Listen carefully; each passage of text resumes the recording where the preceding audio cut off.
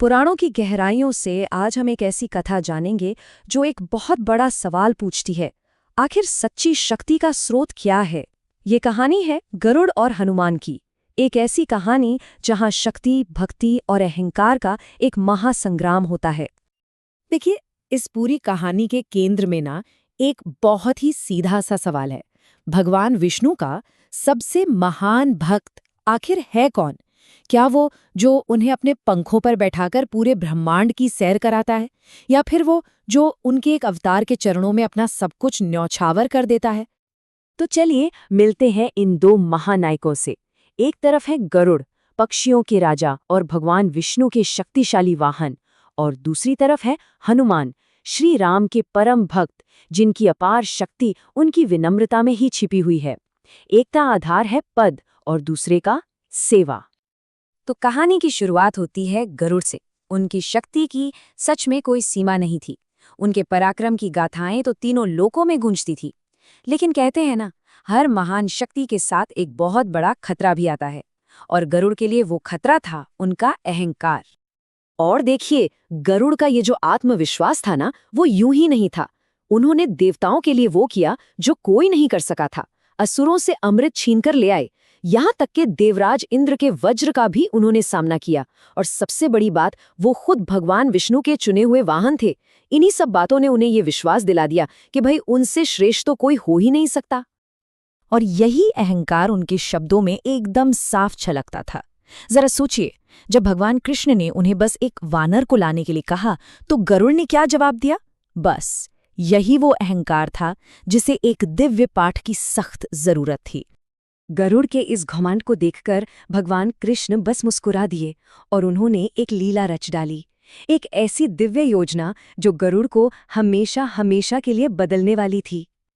तो कृष्ण ने अपने भक्त हनुमान का आवाहन किया, और हनुमान, अरे, द्वारका पहुंचते ही उन्होंने महल के बगीचे में ऐसा उत्पात मचाया कि सब देखते रह गए। फल खाए, पेड़ उखाड़ दिए, लेकिन ये कोई साधारण तोड़फोड़ नहीं थी। ये तो उस दिव्य नाटक का पहला पर्दा था जो अब खुलने वाला था। अब मंच बिल्कुल तैयार था। ये सिर्फ दो शक्तियों का टकराव नहीं था, बल्कि दो विचारधाराओं का युद्ध था। एक तरफ गरुड़ का अहंकार और दूसरी तरफ हनुमान की निस्वार्थ भक्ति। गरुड़ का अहंकार अब गुस्से में बदल चुका था।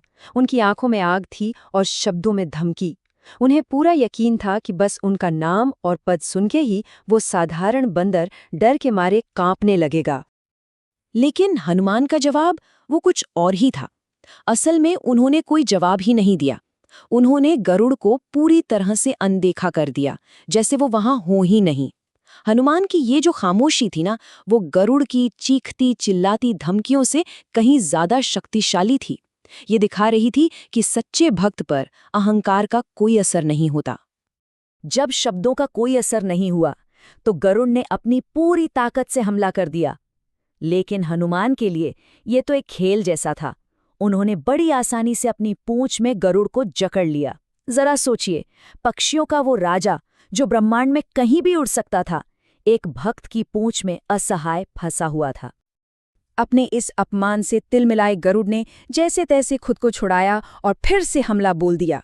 पर इस बार हनुमान ने कोई नरमी नहीं दिखाई। उन्होंने गरुड़ को गर्दन से पकड़ा और दूर समुद्र में ऐसे फेंक दिया जैसे कोई कंकड़ फेंकता है। बस एक ही पल में गरुड़ का सारा घमंड गहरे पानी में डूब गया। अब कहानी का रुख बदलता है। हार और अपमान के बाद गरुड़ को आत्ममंथन का एक मौका मिलता है। असली परीक्षा तो अब शुरू होती है। पराजित और पानी में भीगे हुए गरुड़ जब कृष्ण के पास पहुंचे, तो भगवान मुस्कुराए। उन्होंने गरुड़ को डांटा नहीं, बल्कि एक नया रास्ता दिखाया। कृष्ण जानते थे कि हनुमान की शक्ति को बल से नहीं, सिर्फ भक्ति से ही बुलाया जा सकता है, और वो भक्ति थी अपने प्रभु श्री राम के लिए। यहाँ गरुड़ ने अपने अहंकार को बचाने की एक आखिरी कोशिश की। उन्हें लगा, चलो शक्ति में तो हार गए, पर अपनी गति से तो हनुमान को चौंका ही सकते हैं। वो तूफान की तरह उड़े, अपनी पूरी ताकत लगाकर द्वारका की ओर बढ़े। लेकिन वहां पहुंचकर जो उन्होंने देखा, उसने उनके अहंकार के आखिरी टुकड़े को भी चकनाचूर कर दिया। हनुमान पहले से ही वहां शांत भाव से खड़े थे।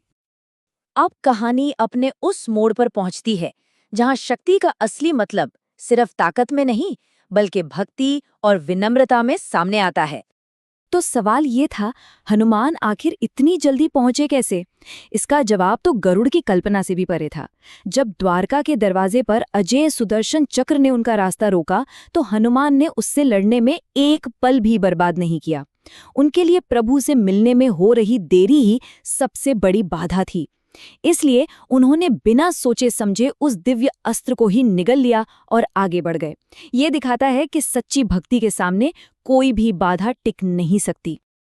उस पल गरुड़ और उनके साथ खड़ी अभिमानी रानी सत्यभामा दोनों बस देखते रह गए, निशब्द।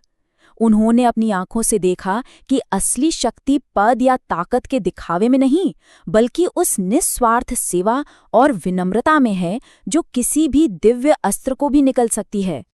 और अंत में भगवान कृष्ण ने इस पूरी लीला का सार एक वाक्य में कह दिया, गरुड़, शक्ति के साथ विनम्रता का होना आवश्यक है, क्योंकि अहंकार शक्ति को एक भारी बोझ बना देता है, जबकि विनम्रता उसे दिव्यता तक उठा देती है। ये अमर कथा हमें एक गहरे सवाल के साथ छोड़ जाती है। हमारे अपने जीवन में, इतिहास में या प्रकृति में हम और कहाँ-कहाँ देखते हैं कि सबसे बड़ी ताकत अक्सर सबसे विनम्र रूप में ही छिपी होती है। इस पर विचार जरूर कीजिएगा।